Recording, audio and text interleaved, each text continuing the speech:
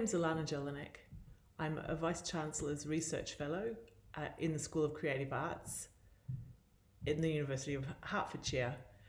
I am a practicing artist, so some of my research is conducted through artwork, art methods, and outputs as well. But also I devote a lot of my time to writing the theory of art, considering the role and value of art in society, its definition, the definition of art, the definition of artist, who is an artist, who isn't an artist, the question of creativity. All of that will come up in this small talk. I've got some notes because I don't have any video editing skills or any skills at all in this medium, because this is not my medium. So I'm going to have to do this in one take with notes as if it actually was live, but without PowerPoint because I don't even have that. All right. What we teach in our fine art students is actually how to be an artist. Now, there is a misconception, a general misconception that there are born artists. Artists are born into the world. Some people are creative, to use that particular term, and some people aren't. And while there are a range of skills, and some people are more skillful than others, as always with any skill, this is largely about practice. So what we teach is how to think like an artist, how to perceive the world like an artist. So it's actually, we teach the discipline of art, what it is to be an artist. Skills come into it, but it's absolutely about how to think and therefore how to make. So people come in with all the cliches of general society, including what you learn in A-level at school, about what art is. And what we hope to achieve is a cohort of actual artists, people who can think and make as artists do. So this is beyond skills, as I say. This is about a way of seeing and engaging in the world. It's a language. And the reason for this, the reason to do this is not to create a club of like-minded individuals, but actually to create a discipline which itself is attempting to create new versions of excellence in the world. What I mean by that is generally there will be a cliched idea of art, of what art can do, and the idea of an artist is to surpass the cliches that the rest of the public have, or the rest of the people who are engaged in this area, and the people who aren't engaged at all. That just as in science there are cliches which may have grains of truth but are generally superseded by the specialist knowledge that a scientist has, that's the same in art. There is the general public way of understanding art, and then there's what the specialists, what we do, which is to move beyond the cliche to the nuanced and more complex. So our job is to help our students to understand art in those terms and to themselves surpass the cliches.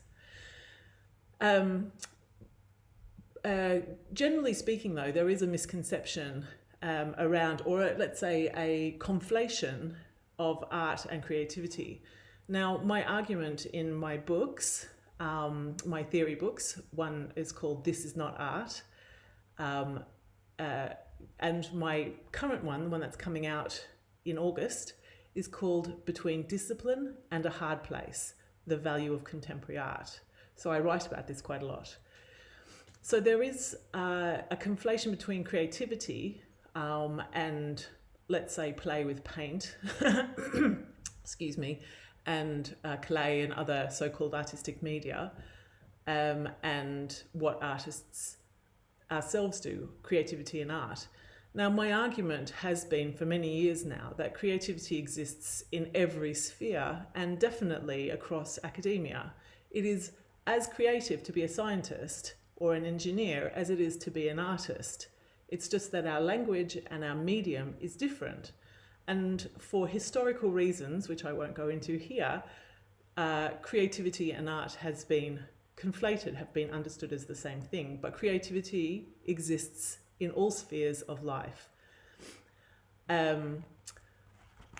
So this is important in understanding the questions that have been proposed that we talk about in this forum of this new online version of the Festival of Ideas.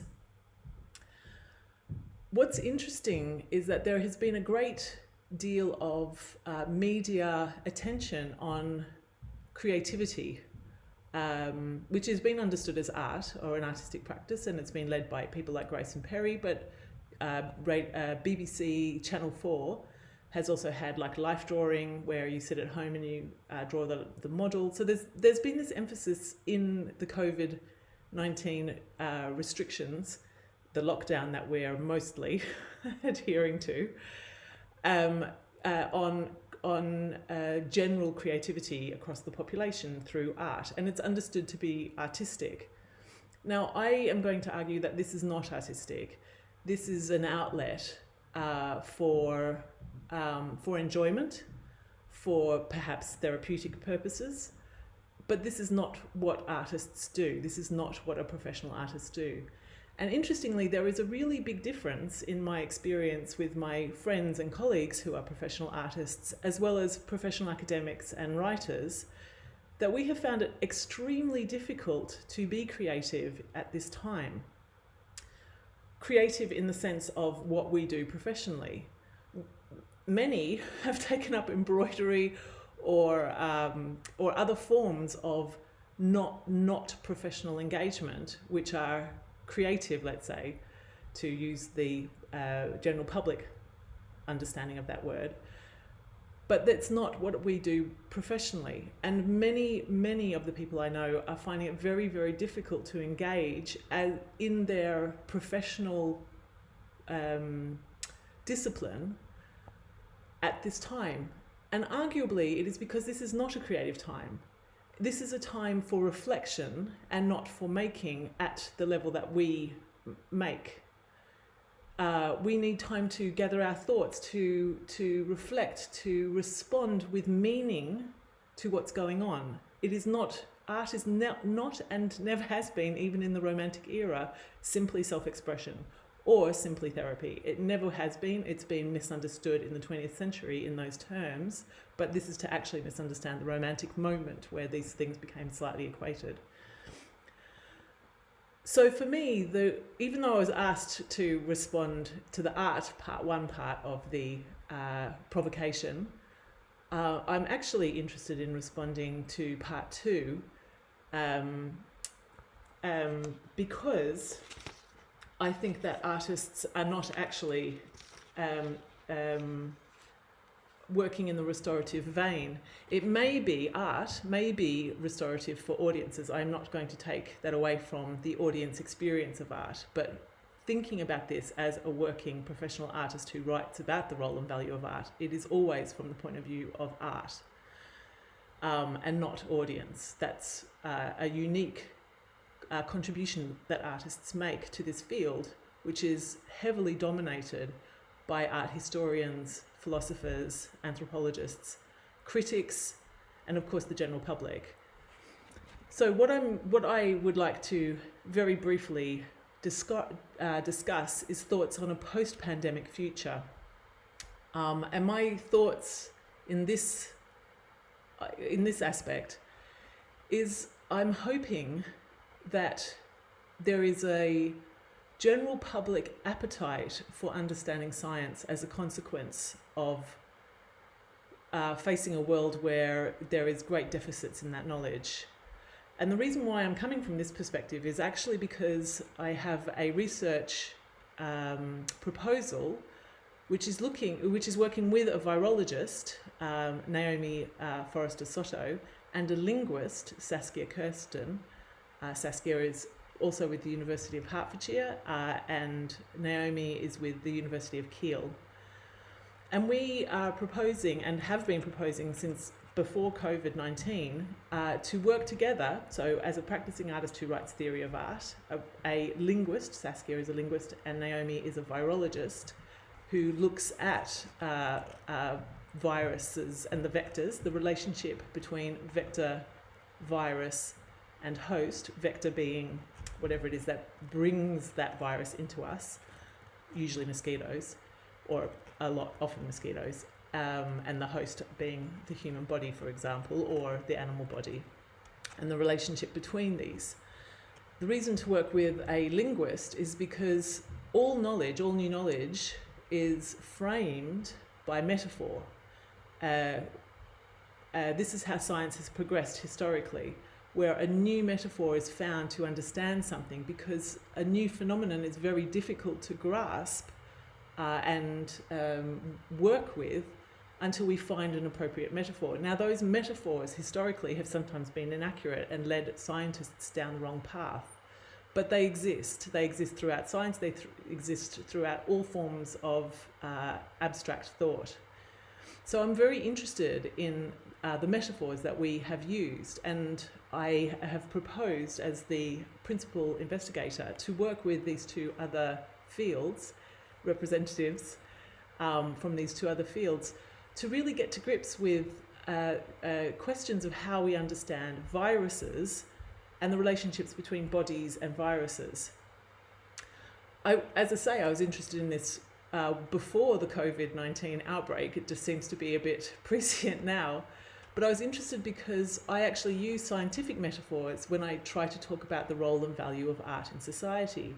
I look at evolution, and I look at to understand the relationship between artists and wider society. I use ecological metaphors.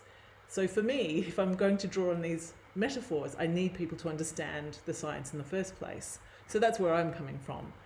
So I guess my thoughts on a post-pandemic future is I'm really, really hoping that scientific concepts, as well as scientific methods, understanding that it is a medium of uncertainty. There is not certainty that is produced by science. Faith has certainty, science does not. And it progresses the nature of knowledge, and that knowledge moves, and it can go from, as I said, nuance to complexity, from cliche to nuance or complexity, or whole paradigms can be thrown out when we get new data, new evidence, new models. So my post-pandemic utopia is that there is a much greater understanding of science, scientific methods, and specific ideas around viruses and humans in the search for understanding, that there is nothing warlike in the virus-host relationship. It is not war, it is something else. That is one of the troubling metaphors that I would like us to be able to move beyond. All right, thank you very much. Hopefully that was some food for thought. Have a good day.